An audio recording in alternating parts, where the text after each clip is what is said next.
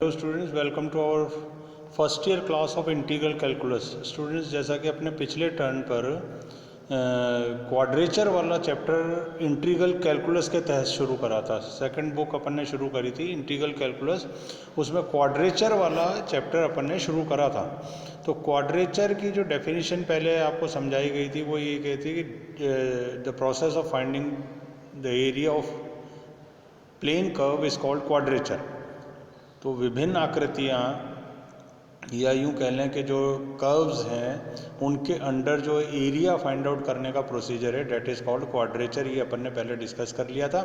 और यहाँ पर ये दो चीज़ें जो मैं आपको याद दिलाना चाह रहा हूँ कि x बराबर F Y X D Y और वाई डी एक्स, ये दोनों फॉर्मूले अपन ने देखे थे कैसे आए। और ये common area of two cartesian curve, इस कर्व और इस कर्व के बीच का ये जो एरिया है इसको फाइंड आउट करने का प्रोसीजर भी हमने डिस्कस कर लिया था। तो आज अपन क्या करेंगे, दो एग्जांपल्स करेंगे तो एरिया ऑफ कर्व से रिलेटेड। तो उससे पहले जो ख़ास बात मैं आपको यहाँ बताना चाह रहा हूँ वो सब बात ये है कि इंटीग्रल कैलकुलस में जब आप जो है एरिया निकालने जाओगे तो आपको कई किस्म के कर्व आएंगे रास्ते में। तो उन सारे कर्व्स को आपको क्या करना है, कर्व की इक्वेशन भी याद रखनी है और कर्व का नाम भी याद रखना है हो सके तो, और उसके अलावा एसिम्पटोट्स और जो उसके स्पेशल पॉइंट्स हैं उनके बारे में भी आपको थोड़ा सा दिमाग में याद रख के चलना है। क्योंकि कई बार क्या होगा कि अगर कोई लेंथी क्वेश्चन आएगा तो उस केस में ये चीज़ होगी कि आप दो क्वेश्चन नहीं कर पाओगे उसमें। दो क्वेश्चन किस फॉर्म में कि अगर आपको कोई एरिया निकालने को कह दिया तो पहले तो आप उसका कर्व ही नहीं पता हो आपको, वो कर्व ट्रेस करो, कर्व ट्रेस करने के बाद जब एरिया फाइंड आउट करो तो आपके लिए एक क्वेश्चन में दो क्वेश्चन बन जाएंगे वो। तो हमने करना क्या है, काफ़ी हद तक इक्वेशन को ध्यान में रखना है और कर्व के नाम को ध्यान में रखना है, ताकि बिना कर्व को तरीके से, जैसे कि अपन प्रोसीजर फॉलो करते हुए ट्रेस करते हैं, वैसे बिना ट्रेस करे हम उस कर्व की संभावित आकृति के बारे में हमारे को पूरा ध्यान हो, उसको हम जो है ट्रेस रफ तरीके से कर लें और फिर उसका हम एरिया फाइंड आउट कर लें।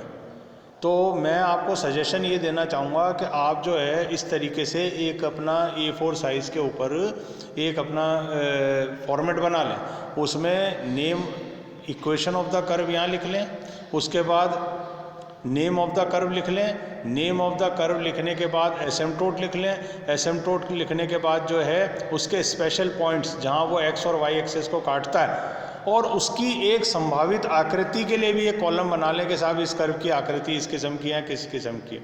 तो इस तरीके से आप जैसा भी चाहें जो आपको इम्पोर्टेंट लगे, मतलब हेडिंग्स आप डाल करके एक फॉलो करते चलें। कर्व का नाम, कर्व की शेप, ठीक है, क्या क्या, कर्व का नाम, कर्व की शेप, शेप के बाद एसिम्पटोट, एसिम्पटोट के बाद स्पेशल पॉइंट्स जो उसके हैं, और कोई ख़ास बात उस कर्व के बारे में आपको पता है तो वो आप ज़रूर लिख लें। तो एक टेबल बना लें, कर्व आते जाएंगे, आप उसको जो है अपन उस टेबल में डालते जाओ और बाद में उसको अच्छे से ध्यान में रख लो, याद कर लो। तो ये प्रोसीजर अगर आप फॉलो करोगे तो आपको हो सकता है कि इंटीग्रल कैलकुलस वाली बुक जो है कंपेरेटिवली ईजी लगेगी, ठीक है। तो अपन चलते हैं पहले क्वेश्चन पे। एग्जांपल 1 जो अपन ले रहे हैं यहाँ पर, ये कहता है find the area included between the following curve and its asymptote. तो क्या कहता है कि ये एक कर्व दे रखा है x y square equal to 4a square 2a minus x. इस कर्व का और इसके एसिम्पटोट के बीच का जो एरिया है वो आपको फाइंड आउट करना, ठीक है सर। तो क्या घुसते ही जब क्वेश्चन में एंटर करें तो अपने को सबसे पहली चीज़ आ गई, यहाँ पे नाम लिखा हुआ एसिम्पटोट। तो सबसे पहले तो एसिम्पटोट पता होना चाहिए क्या है। एसिम्पटोट आपको पढ़ा चुके हैं, पर एसिम्पटोट को अगर इस कर्व के आपने लॉन्ग मेथड से करने की कोशिश करी तो फिर एक क्वेश्चन में क्वेश्चन बन गया। तो कुछ ट्रिक्स हैं एसिम्पटोट्स निकालने की, वो जैसे जैसे क्वेश्चन आता रहेगा हम आपको बताते रहेंगे। तो यहाँ पर देखें आप कि ये कर्व जो है इसका नाम है विच ऑफ एग्नेसी। एग्नेसी किसी लेडीज मैथमेटिशियन का नाम है, विच ऑफ एग्नेसी इस कर्व का नाम है, x y square equal to 4a square 2a minus x. अब जब कर्व ट्रेसिंग का चैप्टर हम करेंगे या करा, जो भी आपको बीच बीच में बताई गई ये बात, तो कहा गया कि वक्र के समीकरण में y की घात सम है। अब ये सारा कुछ इसमें यूज़ करते चलेंगे अपन। अगर y की घात सम है तो कर्व एक्स एक्सिस के, ये एक्स एक्सिस है, ये वाई एक्सिस है, तो एक्स एक्सिस के पारित सममित होगा, यानी जैसी शेप एक्स एक्सिस के ऊपर होगी वैसी शेप एक्स एक्सिस के नीचे होगी। कब? जब y की घात सम हो। ठीक है, तो यहाँ y की घात क्या है? 2 है, सम है, तो जैसी शेप ऊपर के कर्व की बनेगी वैसी शेप कर्व के नीचे भी बनेगी। ठीक है, तो हम क्या करें साहब, सबसे पहले हमने इसकी सिमेट्री देख ली, तो सिमेट्री देखने के बाद हम इसको y में जमा लेते हैं। तो y square equal to 4a² 2a minus x upon x, ये इस तरीके से जमा ली। अब हम क्या करें कि अगर x को 0 रखें, x टेंडिंग टूवर्ड्स 0 करें, तो y टेंड करता है किस पे? इन्फिनिटी पे। ये एक कंसेप्ट आप याद रख लें कि अगर नीचे डिनोमिनेटर को अपन किसी केस में क्या रखते हैं? 0, और y की वैल्यू अगर जो है टेंड कर जाती है इन्फिनिटी की तरफ, तो क्या होता है? y एक्सिस बिकम्स द अनंत स्पर्शी, एसिम्प्टोट बन जाएगा। y एक्सिस क्या बन जाएगा? एसिम्प्टोट बन जाएगा। ये कंसेप्ट है, इसको ध्यान रख लें। शॉर्ट तरीके से एसिम्प्टोट कैसे फाइंड आउट करना है, वो ऐसे फाइंड आउट करना है आपने कि y में जमा लें, या x में जम रही है तो x में जमा लें, तो y में सेपरेट होके जम गई है। जैसे ही जमी, आपने x को अगर 0 की तरफ भेजा तो y इन्फिनिटी की तरफ टेंड कर गया। y जब इन्फिनिटी की तरफ टेंड कर गया तो क्या हुआ? y axis becomes the asymptote of this particular curve, जिसका नाम क्या है? Witch of Agnesi. तो दो चीज़ अपन ने कर ली इसमें, एक तो सिमेट्री देख ली और एक एसिम्प्टोट फाइंड आउट कर लिया। फिर तीसरा अपन क्या करेंगे इसके अंदर? तीसरा अपन इसमें पॉइंट्स देखेंगे कि सीमाएं क्या है साहब x की।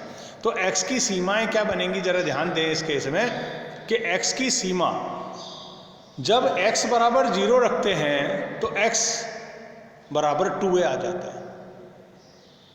ठीक है, y बराबर 0 रखा, ये गलत लिखा है, x की सीमा है, y बराबर 0 रखते हैं तो x बराबर क्या आ जाता है साहब? 2a आ जाता है।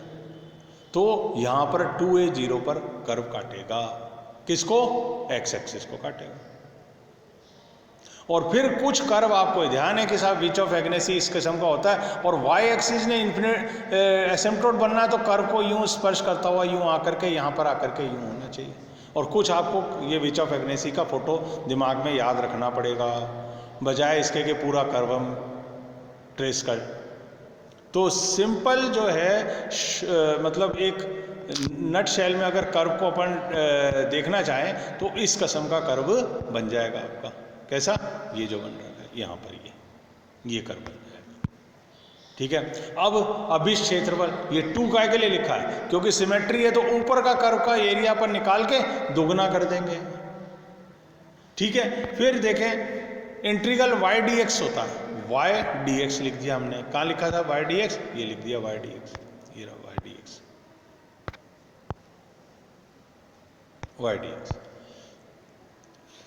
अब x की लिमिट देखो, अगर अपन y एक्सिस के पैरेलल ये स्ट्रिप लेते हैं और इस स्ट्रिप को यहाँ से लेके यहाँ तक स्वीप आउट करते हैं, चलाते हैं, तो ये पूरा ऊपर वाला शेडेड एरिया जो है कवर हो जाता है। तो क्या करा? x की लिमिट कहाँ से कहाँ चलेगी? 0 टू कहाँ से कहाँ चलेगी? देखें, इस 0 से 2a तक चलेगी x की लिमिट। तो ये रहा 0 टू 2a रखा, और y की वैल्यू इससे निकाल के रख दो, ये रही, और dx ये रही। ये बस ये क्वेश्चन हो गया आपका। तो खास बात क्या रहेगी? एक तो 2 टाइम्स करा हमने, वो करा, और y dx करा। x की लिमिट क्या रही? 0 टू 2a, इस फोटो से निकाली, और अंदर y की वैल्यू ही रख दी, और dx ये रही। y की वैल्यू कहाँ से रखी? इक्वेशन 1 से। अब सारा का सारा जो आपका इंटीग्रल सॉल्व करने का मामला है। जितना अच्छा आप इंटीग्रल सॉल्व कर पाएंगे उतने आराम से आप जो है इसका रिजल्ट ले पाएंगे। तो रिजल्ट लेने के लिए क्या करा हमने, वो देखें आप कि सबसे पहले हमने इसको गामा फंक्शन x बराबर 2a साइन स्क्वायर थीटा अपन जो है इसमें सब्स्टिट्यूट करेंगे। ये इंटीग्रेशन का फंडामेंटल्स है। तो ये आपने जैसे सब्स्टिट्यूट करा, ये इसमें कन्वर्ट हो गया। ये सबको आपको पता है, लिमिट चेंज होगी, 0 टू π/2 हो जाएगी। ये सब कर लेंगे आप लोग। फिर उसके बाद जो इसको सॉल्व करने से आया वो आया 16a² 0 to π/2 cos² 5 cos square theta d theta, cos square theta d theta. अब गामा फंक्शन से इसको सॉल्व कर लेंगे अपन। अगर लिमिट 0 to π/2 हो और cos m theta sine m theta cos n theta d theta हो तो ये फॉर्मूला लगता है gamma m + 1/2 gamma n + 1/2 upon 2 gamma m + n + 2/2। इसमें रख के इसको सॉल्व कर लो। तो गामा, जैसे एग्जाम्पल दे रहा हूं, गामा n बराबर फैक्टोरियल n - 1, ये लिखा मैंने, ये फॉर्मूला है। तो गामा अगर 4 आ जाएगा कहीं पे तो वो फैक्टोरियल 3 हो जाएगा। ठीक है, तो गामा फंक्शन अगर आपको पता है तो यहाँ पर आप जल्दी से जो है ये निकाल देंगे। और gamma half is equal to होता है √π। ये गामा हाफ अगर आ जाए तो √π होता है। तो इसको गामा फंक्शन से सॉल्व कर लो, या जैसे भी आप करना चाहो, ये cos square theta d theta को सॉल्व कर लो तो आपके पास 4π² इसका आंसर आ जाएगा। बिल्कुल सिंपल है काम। चलें सर आगे दूसरा क्वेश्चन देखते हैं अपन इसका। तो दूसरा क्वेश्चन है, find the area included between the following curve and its asymptote. फिर से एक कर्व आ गया और उसका एसिम्पटोट आ गया। तो देखिए कर्व क्या, y² a - x बराबर x³ समीकरण में y की घात समय x अक्ष के पारे समित हो गया था। तो जैसा कर्व की शेप ऊपर बनेगी वैसी कर्व की शेप नीचे बन जाएगी। तो एक चीज ये होगी। उसके बाद क्या करा, y में जमा लो, ये जमा लिया, x बराबर a, मतलब ऐसी वैल्यू रखो x की जिससे y इन्फिनिटी पे चला जाए, जैसे पहले क्वेश्चन में करा था। तो x बराबर a रखते हैं तो y इन्फिनिटी पे चला जाता है। तो x बराबर a जो होगा अनंत स्पर्शी होगी, यानी कर्व इस टाइप की शेप लेकर के निकलता चला जाएगा आगे। ये अनंत स्पर्शी है ना, अनंत पे जाके स्पर्श करेगी इस कर्व की ब्रांच को। ठीक है, फिर साहब सीमाएं ले लो। सीमाएं लेने के लिए क्या करना है, x की सीमाएं, जब x बराबर 0 रखते हैं तो y बराबर 0 रखते हैं तो x बराबर कितना आ जाता है इसमें, जब x की सीमाएं क्या, x बराबर 0 तथा x बराबर a, दो सीमाएं आ गई इसकी। तो क्या चलेंगे यहां से, एक तो x बराबर 0 यहां मिलेगा आपको और x बराबर a यहां मिलेगा, मिल गया। कर्व सिमेट्रिक है तो 2 टाइम्स करना ही है आपने, कर्व सिमेट्रिक है तो 2 टाइम्स करना ही है। तो ये 2 इंटीग्रल 0 to a कैसे लिखा, यहाँ जो स्ट्रिप अपन ले रहे हैं, ये वाली, ये जो स्ट्रिप ले रहे हैं, इसको मूव करेंगे तो कहाँ से कहाँ चलेगी, 0 to a तक इस स्ट्रिप को चलाना पड़ेगा इस पूरे एरिया को स्वीप आउट करने के लिए, ऊपर वाले को। तो ये रहा 0 to a और y dx रख दिया। अब हमने फिर इंटीग्रल सॉल्व करने के हिसाब से सब्स्टिट्यूशन क्या दिया, x बराबर a sin स्क्वायर थीटा, ये फिर लिमिट चेंज कर ली, x बराबर 0 तो थीटा बराबर 0, y बराबर a तो x बराबर थीटा बराबर π/2। तो कन्वर्ट होकर के क्या आ गया, 0 to π/2 और अंदर ये सारा कुछ आ गया। अंदर जैसे ही आया, अब ये साइन की टर्म बन गई। तो ये जो हमारा फॉर्मूला था ऊपर ये वाला, इस फॉर्मूले में आप देखो, गामा फॉर्मूले के अंदर क्या हुआ, गामा फॉर्मूला में कि अपना जो ये था m वो तो हो गया 4, क्योंकि साइन की कितनी पावर है, 4 sin 4 थीटा। तो m बराबर 4 + 1/2 यानी 5 गामा 5/2 और n बराबर 0, क्योंकि कॉस की है ही नहीं तो कॉस की पावर 0 है। तो n बराबर क्या आ गया, 0। तो गामा 5/2 और गामा हाफ आ गया।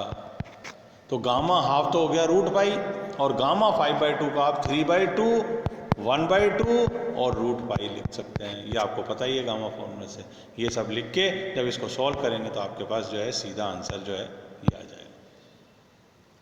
फिर से इस क्वेश्चन को एक बार और देख लें आप, कैसे कि सबसे पहले हमको एसिम्पटोट फाइंड आउट करनी है, उसकी सिमेट्री देखनी है, क्योंकि y की घात समय अतः x अक्ष के पारे सम्मित होगा। सबसे पहले तो ये जैसी शक्ल x अक्ष के ऊपर होगी वैसी शक्ल x अक्ष के नीचे होगी, पहले तो ये आ गया।